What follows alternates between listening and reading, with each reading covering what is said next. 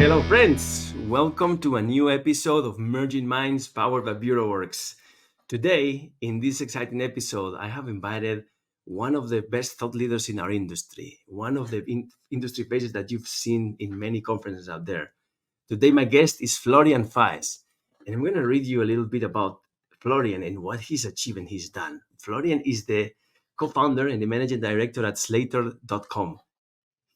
Slater, if you don't know, is the number one source of analysis and research for the global translation, localization, and language technology industry. He founded Slater.com in 2015, and now he expanded the business into conferencing and launched Log Jobs too. Without further ado, I would like to bring him on the stage and let him introduce himself. Hello, Florian. Hey, Javi. Great to be here. Thanks so much for having me on today. Where are you connecting from today? I am connecting from hometown Zurich, Switzerland, part of Europe. So you are a Swiss born in Switzerland, grown there. Tell us about your story, how that comes. Yeah. Born and bred partially here in Zurich, Switzerland. So just a little community next to Zurich. And yeah, I mean, what's the story?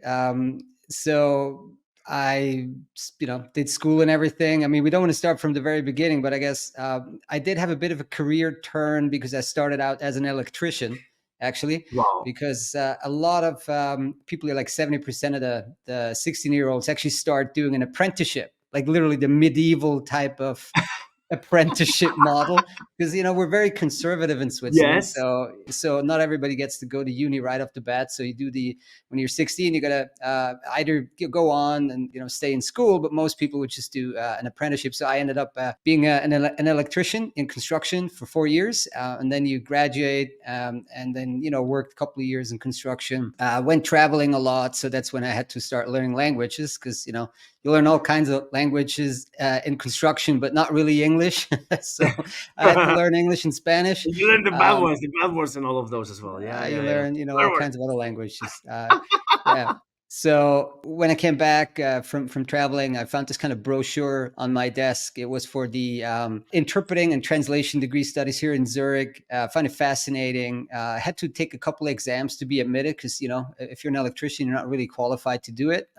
Went to Spain, Mexico, had to really learn Spanish properly and English as well. Went to the States, and then passed the exam. Studied for 4 years here, and then yeah, became actually a translator at what at the time was the largest Swiss translation firm called CLS. They sent me to Asia. Interestingly, so wasn't a natural fit, but I did the overnight shift for a big bank that was a key client, and then started doing all kinds of other activities, business development, general manager of the office in Hong Kong, moved to China. And then, yeah, fast forward 2014, co-founded company together with Andrew, who was based at the time in Singapore, and, then started Slater. Maybe we can talk a bit more about what Slater is, but yeah, that was the rough kind of short version of the career. It's good. It's good. It's good. I really like it. Every time you talk to different professionals from the localization industry, one of the things that I like a lot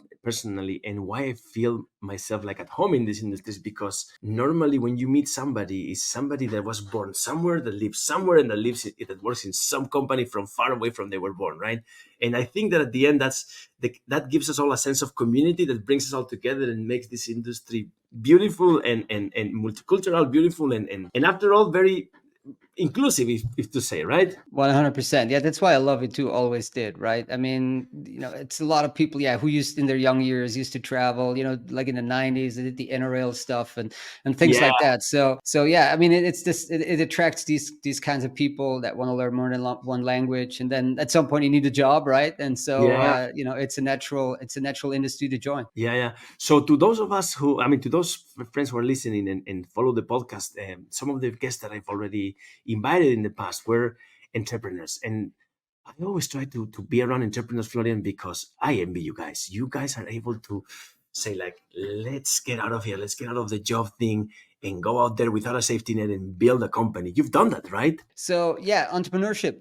Look, it was a great kind of time to start because I felt there was a need for something like Slater, like a kind of a research and content firm for the localization industry. I was doing a lot of business development in Asia, and I would go to all these conferences of like, life sciences conferences, banking conferences, legal conferences, and there was all kinds of magazines and web portals and everything, like news outfits at the time. And I was like, well, why isn't there anything like that for my industry, right? And so I felt like, well, that might be a niche, right? I could fill. I also wanted to move back from mainland China to Europe, to Switzerland, right? Bring the family home, and so it was kind of a natural point to do something new, leave corporate, start my own firm, and yeah, so it's been a great journey ever since. Yeah, and it's doing very well. Like this is already almost your 10th year in the business, right? Almost like we're near year 9, so it's Yeah. year 9, and yeah, next year we're gonna be have been around for a decade. So I guess it works. Yeah. Which, if you survive for 9 years, I think it's yeah, it It's works. working. It's Yeah. working. And I was like wondering, like language, AI, localization. You guys are doing state of the art industry research and reports, man. But do you know that these last 2 years things have shifted a little bit? And what is your opinion in that? Like in how things are shifting and how since the super apparition of AI, right? It's so interesting that we used to cover these types of GPT models maybe like 3, 4 years ago, and we barely understood what we were writing about. We had some people on the podcast, and it was very hard to parse. We wrote articles about like GPT-2 and what it could mean, and then it was very niche. We got relatively little traffic on those articles. And then, of course, when ChatGPT came out, everything switched, right? We started to get a lot of like traction on some articles that we published like a couple of years ago, etc. And then, of course, now that the whole conversation in the industry is changing rapidly, and we're changing with it. I mean, we have machines now. They can write. They couldn't write 2 years ago. Now they can write. They can write in multiple languages. And if you're in the localization and translation industry, that's of course bound to have a huge impact. You have to separate hype from reality, on the one hand. So you have to be a little bit conservative and don't fall for every press release in the analysis, but you also want to make sure you want to be cutting edge, and you want to make sure that you follow the latest and the coolest, but still kind of make sure that you put it in a specific context in how it works. So on the one hand, we give very practical advice and research and advisory services to people that need to solve like day-to-day big enterprise level problems. On the other hand, we also, for example, recently published the second edition of our what we call 50 under 50 language AI list, which is basically a list of 50 startups under 50-month old. And so there we're kind of trying to see, well, what are these new use cases? What are these new applications that are coming out? And it's super exciting, right? It's a lot about AI dubbing and voice and summarization and things like that. So yeah, on the one hand, you want to be conservative and don't fall for every little bit of hype. On the other hand, you don't want to be too conservative and just miss every boat that's sailing past. Florian, I'm gonna get these words that you just said, mark them down, and say to everybody that asks me about this right now, because this has been the best advice and the best conclusion I've heard in these last 2 years about AI, its hype, and how to separate both things. You got things very clear, my friend. I really like that. Like really, really like that. One of the things that you founded as well is this lock jobs part as well, right? Can you tell me a little bit more about what is that that's thing? more that's more a playful thing, right? All So right. I like to buy domains, and then I came across this. It was just like, oh, is lockjobs.com available? And for some reason it was available, and I bought it, and I'm like, well, now I have it. Like, what do we do? And so then yeah, we just put a little SaaS on top of it, and it works, right? It's got a few jobs a week. People go there. Yeah, it's more of a playful thing. Yeah, and when you write a job description or you put it up there, what are the most common things that people ask for nowadays? We're recording in 2024. What are some of the most Hmm. common aspects that people ask you for or want to see in a new job candidate? Maybe this question is a lot sent to those who listen who have recently started in our industry or who are still finding their place, right? But what could they be? That's a great question. So let me try to break this down maybe in like three parts. So the industry needs incredibly creative people. The industry needs incredibly competent people, and then incredibly techie people. All right, let's start with the creative people, the language people. The machines can write, but they can't write really cool and well yet, right? And I think at the point when they can write cool and well and spicy and everything, and like, based on the very intricate brief, AIs probably will have taken over. So you need people who really know their language in like intricate detail, are passionate about Mhm. proper sentence, about putting things across that work, about making something that really resonates with the reader. That's not going to go away. So if you're on the creative side of things, the language side of things, don't lose that passion. In fact, double down on it. We need people like that.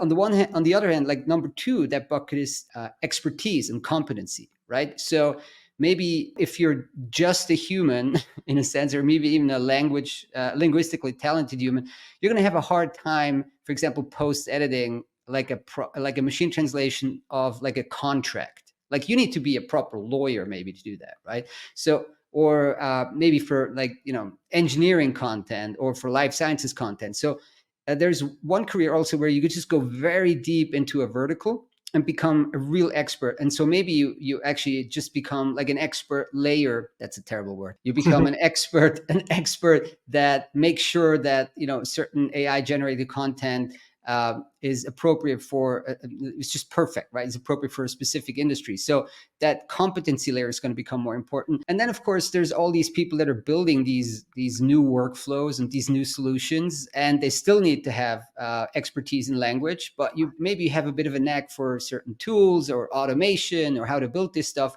So there maybe you want to learn a bit of Python to maybe code some of these things as well yourself. So you maybe go a bit more into kind of a linguistic AI workflow engineer type of career. So creativity, expertise, and maybe tech expertise. So those That's three buckets. the perfect co-work, the perfect professional you're describing there. I love it. I love it. It's like, These are three different people. oh, Like no, you can't put all of that into you one cannot put person. them So together. yeah, you got to choose one out of the three, I guess. Yeah. Yeah, yeah, yeah, yeah. And if I was, for example, I started in the industry, what kind of advice would you give me? Like, if I was like, I mean, I've only been here, quote unquote, for 9 years. It's not that long, I think. But if I You're a was newbie. I'm a newbie. I'm a newbie. I'm a No, newbie. I'm just kidding. So, what I kind of don't advice would know. you give them? Hey, are you scared? Are you like, do it? What kind of advice would you give them? Would you give somebody that's just started? I mean, again, it would really depend where your strengths and weaknesses are, right? So I really do think that framework of like, if are you more the linguistic creative person, are you more like an industry vertical insider, an expert, or more technically inclined? I think those are kind of three big buckets you want to choose, but then you really have to double down on that, and you want to make sure that you can still add value to whatever these hyper advanced machines can still do. It's actually a very very hard question to answer at this point. I'm starting actually a course for a bachelor degree at my kind of alma mater here in Zurich, and I'm also kind of scratching my head what it is I want to teach them, right? So I think it's just a challenging time. That doesn't mean there's not going to be a ton of jobs going forward, right? So I guess one good piece of advice is maybe join a company initially that you feel has great traction, a very techy founder, a vision, something like that, right? And then you learn there. Maybe then you can kind of set up on your own with a company. But yeah, maybe just pick the company you start working for initially very carefully. So yeah, you can learn there. Yeah. Would you recommend, like, I was talking to one of my mentors here, like last year, and he was telling me the first advice I would give my kid is never find, I mean, he's got a 13-year-old kid, never find a job. Go do your things by yourself from the beginning, right? Wow. Mm, it could. I mean, maybe that's probably an entrepreneur giving that advice, right? Yes. So the entrepreneur feels very comfortable that maybe he or she can still support that young person on their way. I don't think it's a bad thing to join a company initially. I mean, you get exposure to certain business processes and the way things run at big companies that may help you. But at some point, if you want to start your own company, you have to take the leap, right? But I mean, for example, for me personally, having seen how like global procurement works, how global RFPs are tendered out, how 10 million or $5 million language services contracts are structured, I don't think I could have gotten that just doing analysis from the outside in. So it was very beneficial in that regard. So you could go both ways. Yeah. So if that's an advice for the starters, what advice could we give, especially from your position and in the perspective of the log jobs, to those who are seeking now or those who are scared, let's say like scared now because of all the wave that is coming up with AI? Like yeah, what kind of advice would you give them now? Well, first, don't be scared. That's always bad because when you're scared, you tend to make poor decisions. I would sign up to every single one of those tools that you can for free and check them out and play around with them. Maybe set aside like an hour a day and just like play around with like 50 or 100 of these new tools that are coming out, just so you actually appreciate what type of technology is out there rather than just kind of wish it away. And, ChatGPT and everything. Like, I mean, I've come across tools now that are very helpful and like more so than just the ChatGPT interface. So, I mean, as a language person, you again sign up to these tools, check out what they can do, check out how good they are in certain multilingual functions. And that kind of maybe also lowers the anxiety a little bit because you start appreciating like what these tools can and cannot do. Because I mean, like it was a disruptive event, like with this kind of Gen AI start maybe 18 months ago, but these tools still make a ton of mistakes and they're not perfect. So Yeah, yeah. You know, one of the things I always hear you, like I follow your conferences, I follow your presentations, and I always like one thing that you mention often, and is the importance, and this is related to what we were speaking about, the importance of keeping the human in the loop in these days now, right? Is that something that we really all need to have like really ingrained in our brains, correct? well, I mean, if I guess from a user and client side, if you can remove the human in the loop, then it's going to get cheaper, and you want to do that. So, I mean, it all starts and ends with the person actually willing to pay for the service.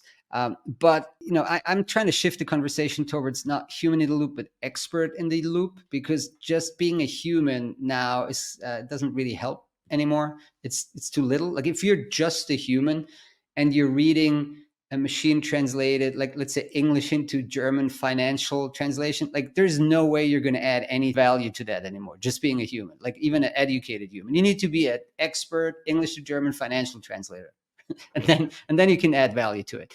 So now that said, the industry that we're talking about and that probably most of your listeners are from is the language services and also technology enabled, but language services industry. And there, yeah, you need that expert in the loop. You need to make sure that you come up with solutions that require that experts, that you go into areas where that human expert is required and will be for the foreseeable future. And there's plenty of use cases there still going forward and new ones at that. Mhm. It's very interesting. It's very interesting that what you mentioned now, and it also makes me think a lot of one of the things that or one of the ideas. Like, I mean, if you follow me on LinkedIn and the things I write about, one of the things I always try to promote and to help get to as much people as possible is the idea of human leadership, right? A leadership that is it goes beyond the point of human in the loop, right? It goes beyond the point of expert in the loop. It goes beyond the point of the use of machine and everything. It goes to the point of being empathetic, something that the machines will never be able to do. Lead with empathy and help others and listen to others and be in the feet of others, right? I think personally that machines will never get to that point, right? You are a thought leader to me and to many of us that follow you. So what is your take on this? It's a big question. I don't think anybody, maybe some, but I don't think many people will want to follow an AI just yet, right? So, or a computer. So, yeah, I mean, leadership. I mean, if we get to the point where we want to follow an AI, I think we're going to get into really treacherous waters there. So, as a thought leader, I mean, thanks for putting that, kind of bestowing that title to me. I mean, what I'm trying to do for both staff and our readers and our audience is try to break through the complexity. And so for example, we publish a weekly newsletter. It's a very short comment at the beginning of the newsletter. It's like just a few sentences, maybe, I don't know, it's 200 words or something per edition. I'm just kind of trying to uh, uh, put a little bit of a wrapper to the week, take a couple of themes, break them down. And I hope that kind of reduces, again, a bit the stress level of people thinking that they're missing out on things. So you want to break down complexity, give some structure, and you do the same, with staff, right? So, but technology there is incredibly helpful. I mean, for example, we're using a tool called Asana. Maybe others are using like Monday or Slack or some of these other tools. I mean, they're incredibly good at structuring certain tasks. They lower the barriers of, like, basically the hierarchy is very flat and things like that, day and night, to how it was maybe 15 years ago, where everything was a lot more email based and things like that. So again, as somebody who's leading a small team and hopefully has a bit of an impact on a broader audience through the content, again, trying to break down complexity, give clear guidance to people, and enable them. Yeah, I mean, that's definitely something that you do. Like I've spoken to people, they work with you, and they really value and appreciate your way of leading. And that's I wanted to ask you, what was your take on that, right? And one of the things that I try to always advocate for is also to think of the importance of that human to human contact that is never going to be replaced, right? Hmm. uh, I mean, difficult now in the post-pandemic life, in which people have spread out and teams do not gather that much, and remote work is a thing now, right? But it's So it's a good point. I mean, like, we've been a remote first company since day one, because we need such specialists that it would be very hard to hire all of them here in Zurich. Um, but we, for example, just last year actually had our first, like, all hands, where we just brought everybody into Zurich after the pandemic. We had our first in-person conference. We went up to a mountain. Had a great view, had a bit of a team get together. That energy of, like, that lasts for like a year or two, right? It's very yeah, good to kind of meet up, and everybody gets connected, and you see that people that may not connect online with each other, of course, then they start connecting, when they're meeting in person. So as a company, even if you're remote, you do want to bring the team together from time to time. Or we should be doing it again. I mean, we have a conference planned in London in May, and a lot of the team will go there as well. So yeah, this is important. tell me about that conference thing. How what do you think when it's like, I need to go into creating our own conference, or how did you came up with that It idea? it's very complementary, right? So if you do content, doing a conference gives you a ton of content, and you don't have to go necessarily to a lot of other conferences. So it kind of, two birds, one stone. So you get to create your exclusive content, and you also get to meet a lot of your users, your clients, your prospective leads. So yeah, it's great. It's logistically super challenging. And frankly, I like the remote version as well. It's a few moving parts less than if you do an in-person conference. But I like the in-person. So we're going to do London, we're going to do Silicon Valley in September, and then probably we're going to go to Barcelona in November. So a lot of stuff is planned this year. No, Yeah, nice place. Barcelona in November is super cool always, right? So yeah, yeah. and yeah, and then in the intricacies of the conference organization, what do you think are the most challenging parts, and what do you think are the most rewarding of them all? The most rewarding is drinking the beer when it's all over, at least for me. Yeah, It's well, like, all I right, attend that was the conference, everyone. Thank you very much. And then, like, the first beer or whatever glass of wine when when it's like 5 p.m. in the evening. That's the beautiful part. No, challenging is putting together a program that really makes, like, kind of sense content wise, right? We want to be very diverse, so we want to have very different viewpoints. We do life sciences, we do SaaS localization, we do gaming localization, interpreting, media localization. We kind of want to bring a very broad spectrum of people in the shortest possible amount of time.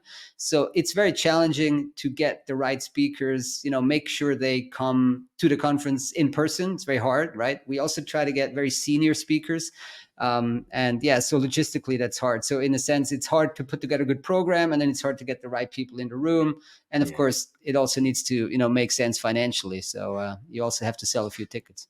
You have the selfie tickets, definitely, definitely. Like I'm speaking from the experience of, like, we have organized in Bureau Wars our first, or our first event in the modern times. Let's say right now, like a month ago, and it was a free event, and it was, I think it was a success. We had like 50 participants coming from all around the Silicon Valley.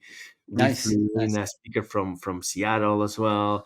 It was very interesting. It was, but that's when I saw the light. It's like, wow, there's really it can go complicated because you have to be depending on people showing up, on a lot of stuff, on this Tell me thing about it. working out, and Yeah. and Yeah. I mean, we have a great conference producer, right, who helps with that. I mean, if I had to do that, I think there would not be any SlaterCon if I was in charge of doing all the intricate details. But yeah, I mean, there's just a lot going on to make this happen. yeah, I'll be there at their next ones because like I've been in a couple of them and I really really like them, and I value a lot the powerful networking in there. Like I remember meeting a very important CEO of the industry of one of the biggest companies out there on the services side in your conference one time a few years ago, Yeah, and yeah. the networking was spectacular. The networking was spectacular. I have to Yeah, tell you. no, that's kind of our USP, right? Very, very kind of compressed schedule, compressed agenda, one day, and that's appealing to busy people, Yeah. which CEOs tend to be. I want to ask you one thing about you say that one of the specialities of Slater.com is also technology, right? So technology is always linked to a SaaS model, right?